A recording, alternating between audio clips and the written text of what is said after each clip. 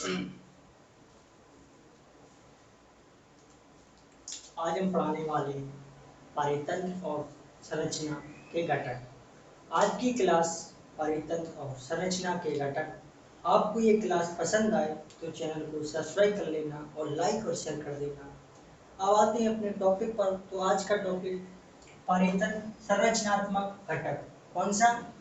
पारितंत्र संरचनात्मक घटक। पारितंत्र संरचनात्मक घटक दो प्रकार के होते हैं। पहला जैविक, दूसरा अजैविक। कौन कौन से? पारितंत्र संरचनात्मक घटक दो प्रकार के होते हैं। पहला जैविक और दूसरा अजैविक। तो जैविक को बायोटिक कहा जाता है और अजैविक को अबायोटिक कहा जाता है। क्वेश्चन ये आता है कि पारितंत्र संरचनात्मक में किन किन से मिलकर बना है? पारितंत्र संरचनात्मक घटक किन किन से मिलकर बना है? तो जैविक और अजैविक दोनों घटकों से मिलकर बना है। पारितंत्र संरचनात्मक घटक जैविक अजैविक दोनों घटकों से मिलकर बना है। ये क्वेश्चन 2022 यूपी टेट में पूछा जा चुका है। अब बात करते हैं जैविक घटक। तो जैविक घटक भी दो प्रकार के होते हैं। एक होता है उत्पादक, दूसरा होता है उपभोक्ता। पहला उत्पादक, दूसरा उपभोक्ता। उत्पादक और उपभोक्ता दो प्रकार के जैविक घटक होते हैं। उत्पादक और उपभोक्ता दो प्रकार के जैविक घटक होते हैं। उत्पादक वह होता है जो स्वयं भोजन का निर्माण करता है। उत्पादक किसे कहते हैं? तो उत्पादक जो स्वयं भोजन का निर्माण करे उसे उत्पादक कहा जाता है। और उपभोक्ता जो दूसरे जीवों पर भोजन के लिए निर्भर हो उसे उपभोक्ता कहा जाता है।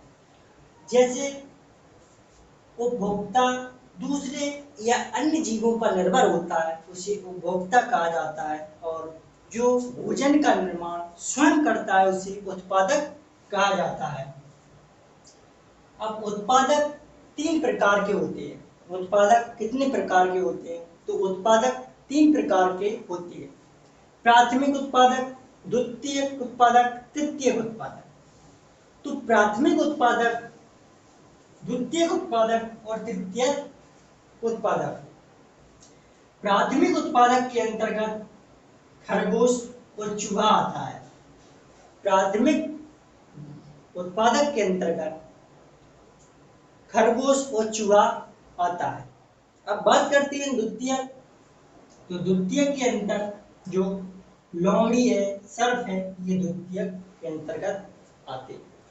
जो उत्पादक को खाएगा वो प्राथमिक उत्पादक कहलाएगा। तो प्राथमिक को खाएगा प्राथमिक उत्पादक और उत्पादक को खाएगा। जैसे पेड़ पौधों को खाएगा वो प्राथमिक उत्पादक कहलाता है। और मांस को खाता है वो द्वितीयक उत्पादक कहलाता है।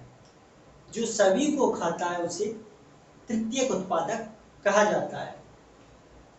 प्राथमिक उत्पादक खरगोश चूहा और द्वितीयक उत्पादक लोमड़ी सर्प और तृतीयक उत्पादक में चीता बाघ और गिद्ध, ये तीनों तृतीयक उत्पादक में आते हैं। अब बात करते हैं उपभोक्ता। तो उपभोक्ता तीन प्रकार के होते हैं। उपभोक्ता तीन प्रकार के होते हैं। जीवाणु, कवक या अपघटक, तीन प्रकार के होते हैं। जीवाणु, अपघटक, कवक, ये तीन प्रकार के होते हैं। बात करते हैं कुछ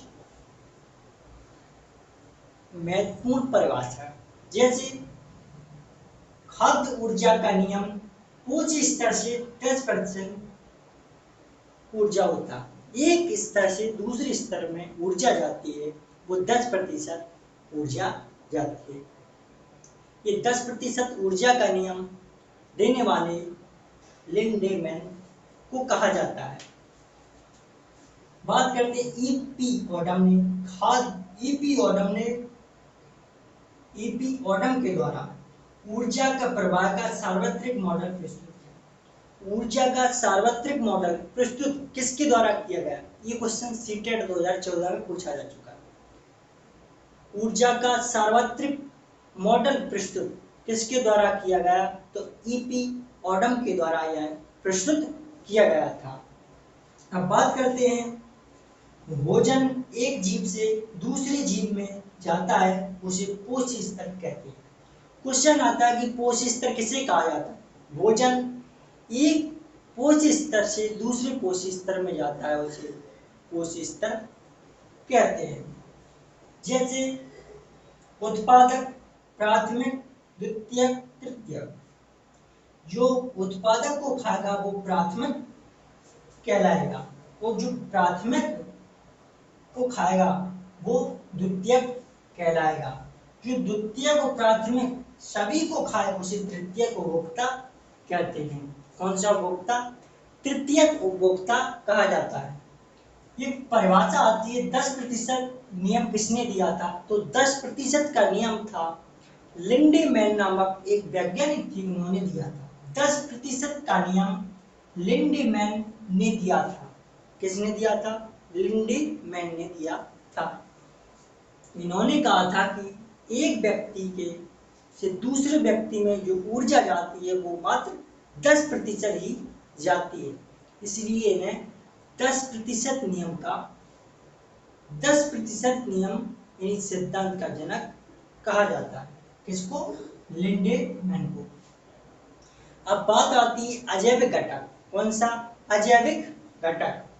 जैसे अजैविक घटक के अंतर्गत ताप, आर्द्रता, वर्षा, खनिज तत्व, पर्वत श्रृंखला, मैदान, प्रवाल, पर्वतीय ढलान, कार्बनिक पदार्थ, जल, मृदा, प्रकाश, वायु, अन्य भौगोलिक कारक, ये सभी अजैविक अबायोटिक घटक के अंतर्गत आते हैं। किसके अंतर्गत? अजैविक या अबायोटिक घटक के अंतर्गत आते हैं। जैसे ताप, आर्द्रता, वर्षा, खनिज तत्व, पर्वत श्रृंखला, मैदान, प्रवाल, पर्वतीय ढलान, कार्बनिक पदार्थ, जल, मृदा, प्रकाश, वायु, अन्य भौगोलिक कारक, ये सभी अजैविक घटक या अबायोटिक घटक के अंतर्गत आते हैं। अब बात करते हैं, जैसे खाद्य श्रृंखला अस्थिर परितंत्र का न्यून जैव विविधता को दर्शाती है। खाद्य श्रृंखला है वो किसको दर्शाती? न्यून जैव विविधता को दर्शाती है। क्वेश्चन ये सीटेट 2017 में पूछा जा चुका है कि खाद्य श्रृंखला किसको दर्शाती है? खाद्य श्रृंखला न्यून जैव विविधता को दर्शाती है। किसको? न्यून जैव विविधता को दर्शाती है। और खाद्य श्रृंखला सरल व रेखीय होती है लेकिन जटिल नहीं होती है। खाद्य श्रृंखला कैसी होती है? तो खाद्य श्रृंखला है वो रेखीय, सरल और रेखीय होती है लेकिन जटिल नहीं होती है। ये परिभाषा है कि खाद्य श्रृंखला सरल व रेखीय होती है लेकिन जटिल नहीं होती है। अब बात करते हैं खाद्य श्रृंखला के प्रकार। कौन से? खाद्य श्रृंखला के प्रकार। तो खाद्य श्रृंखला के 3 प्रकार होते हैं। पहला चारण खाद्य श्रृंखला, परजीवी खाद्य श्रृंखला, अपरदीय खाद्य श्रृंखला। खाद्य श्रृंखला 3 प्रकार की होती है। कितने प्रकार की? 3 प्रकार की होती है। चारण खाद्य श्रृंखला वह श्रृंखला होती है जिसमें जीवों का आहार बढ़ता है और संख्या कम होती है, उसे चारण खाद्य श्रृंखला कहते हैं। क्वेश्चन ये रिपीटेड रीड हराटेड सभी एग्जामों में ये क्वेश्चन पूछा जा चुका है कि चारण खाद्य श्रृंखला किसे कहते हैं? तो चारण खाद्य श्रृंखला जीवों का आहार बढ़ता है, जीवों का आहार बढ़ता है लेकिन संख्या कम होती है, उसे चारण खाद्य श्रृंखला कहते हैं। जैसे घास, खरगोश, लोमड़ी, सेब, ये खाद्य चारण खाद्य श्रृंखला के अंतर्गत आते हैं। किसके? चारण खाद्य श्रृंखला के अंतर्गत आते हैं। अब बात करते हैं परजीवी खाद्य। परजीवी खाद्य श्रृंखला यह बड़े जीवों से छोटे जीवों की ओर जाती है। कैसी? परजीवी खाद्य श्रृंखला बड़े जीवों से छोटे जीवों की ओर जाती है, जिसको परजीवी खाद्य श्रृंखला कहते हैं। जैसे वृक्ष, पक्षी, परजीवी। ये वृक्ष, पक्षी और परजीवी। वृक्ष, पक्षी, परजीवी, ये परजीवी खाद्य श्रृंखला के अंतर आते हैं। ये बड़े जीव से छोटे जीव की ओर चलते हैं, उन्हें परजीवी खाद्य श्रृंखला कहते हैं। अब बात करते हैं अपरदीय खाद्य श्रृंखला। कौन सी? अपरदीय खाद्य श्रृंखला। अपरदीय खाद्य श्रृंखला, अपरदीय खाद्य श्रृंखला यह सौर ऊर्जा पर आधारित नहीं होती है। किस पर? सौर ऊर्जा पर आधारित नहीं होती है। यह मृतोपजीवी खाद्य श्रृंखला कहते हैं। इसे क्या कहते हैं? इसे मृतोपजीवी खाद्य श्रृंखला कहते हैं। जैसे मृत पदार्थ, जीवाणु, कवक। ये परितंत्र संरचनात्मक घटक का आज का टॉपिक यहीं पर समाप्त होता है। आपको ये क्लास पसंद आई हो तो चैनल को सब्सक्राइब कर देना और लाइक और शेयर कर देना। कल फिर मिलते हैं अगली क्लास में, तब तक के लिए धन्यवाद।